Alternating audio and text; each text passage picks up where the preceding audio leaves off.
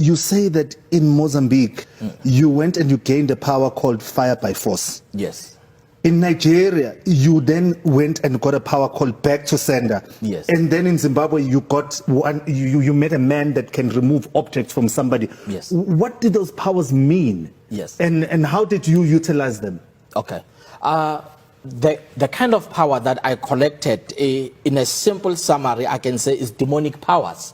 Because when you talk about demonic powers, you talk about things that happens without human beings understanding. So when I collected them, I was trying to have these miracles happening in the church.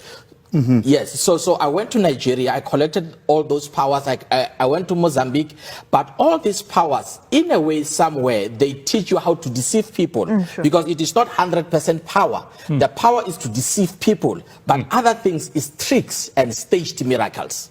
And I'm curious how you actually collect it, because you make it sound like a simple procedure. You pick something up at the shop. How did you collect the powers?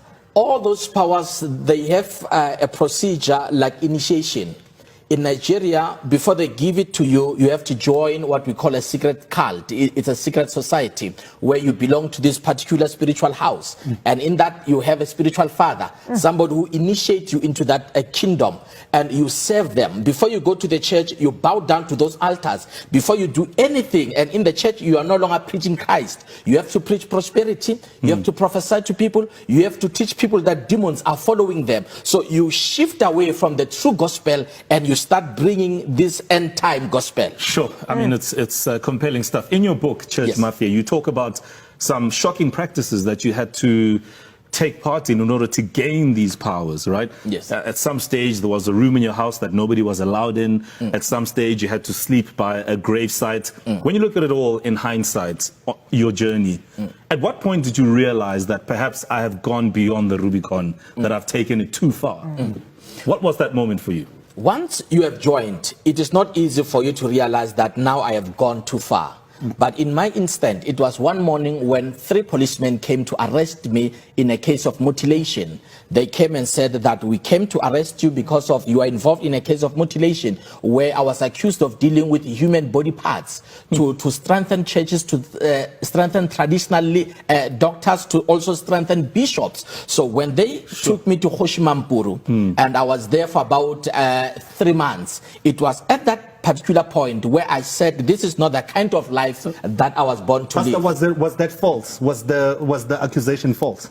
There was a case in Soshanguve during that time. They arrested people who had human body parts, but I was not involved in them. But those people, they came to me trying to sell to me those body parts. I saw them with my naked eyes. So I did not buy them. So I was, yes. So when they did their investigation, they tried to trace where these people they went and tried to sell this body parts. I have to ask, what goes through your mind when you see that happen, when people come to you? Or when you agree to take a look at them? You know, because I was doing what we call one-on-one consultation, and usually these people who deal with human body parts, they target people who are spiritual people who are helping people. So they came to me and they had them in a body bag. And they said to me, if you can use this will strengthen your work. It will strengthen your church. Sure. We're going to continue this conversation because so many things have come out which are absolutely shocking, and we appreciate the level of honesty that you have come through with on the show. We're going to take a breather. I think some of us need it. And when we come back, we're going to continue to interrogate the nature of these false prophecies and these very unethical practices within the charismatic churches. Of course, we have Pastor Makhado Ramabulana who joins us. Get involved in social media. Feel free to comment. Go and do it. Just hashtag #on3 and we'll check out all your comments. We'll be back in just a moment.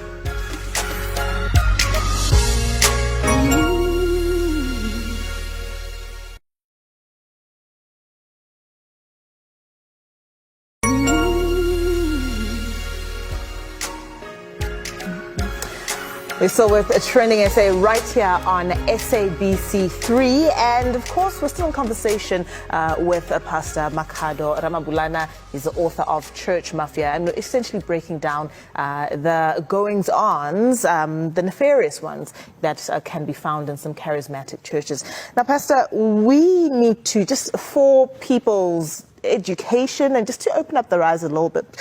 Could you tell us, you mentioned earlier on before the break, fake miracles being performed in church, and the fact, stage miracles rather, being performed in some churches, and the fact that you are taught how to commit these fraudulent miracles. What should people be aware of? And maybe you can even start by telling us how some of them are done. Okay.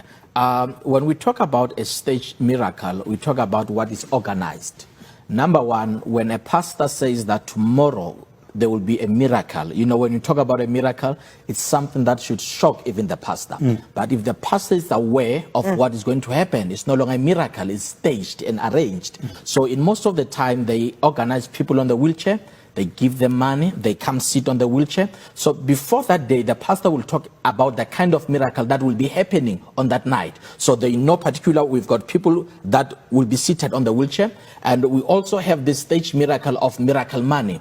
Usually before the church starts, they call people who are in the church to come on the stage for what we call a chain prayer. And while you are here, some of the ushers, remember, the pastor does not work alone. It's a mafia, it's a syndicate in the church. So they work with the ushers, they work with those, the car guards outside. So once people are here in front, those ushers, they will insert money in people's bags as we are praying, closing our eyes. Now, when the prophet comes on stage, he says, there's a miracle money, check your bags. Once you open your bag, you will see the money and you don't know where that money comes from. It was arranged. In other instead, they collect information. Once you sit in the church, those ushers ask you, where do you come from? What's your name? What's troubling you? So they collect information, they send it through WhatsApp to the pastor. So that is the reason why most of these cult pastors, they come to church late, because they have to receive data first, the data that they will use to prophesy people. Once they have gained, let's say 20 people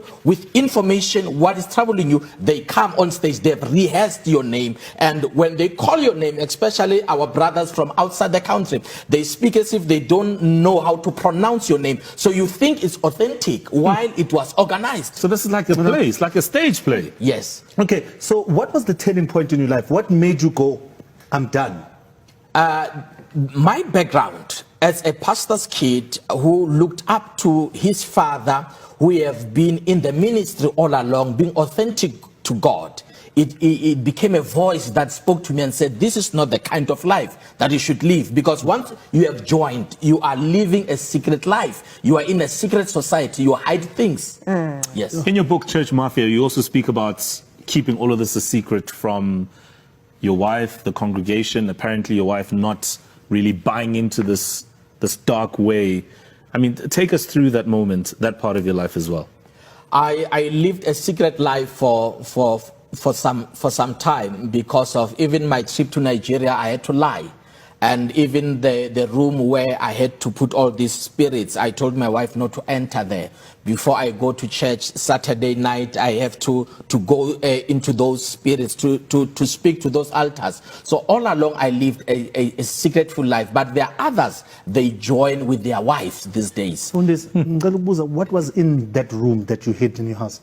It was more of the calabash, the traditional pots, and the other one, it was bottles that had some particular oils, the oils that we used in the church. That is where you take this oil, then you mix with other oils, so that whosoever that will use the oil, they will remember you and they will be hooked up to your church. One question that really sticks out for me is, what is your biggest regret in all of this?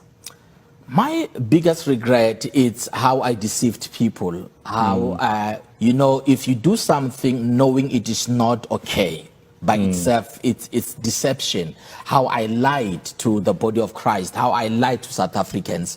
And that is the biggest regret. But on top of that, I said to myself, I will be a voice to warn others. And even the same people that I have deceived, I had an opportunity to go back to them and close the church and tell them, you need to go and look for the true church. Okay, and where can people get the book, Pastor? The book, people, they can get it online. It's available. Maponya Mall is available. Exclusive Books is also available, and also on social media.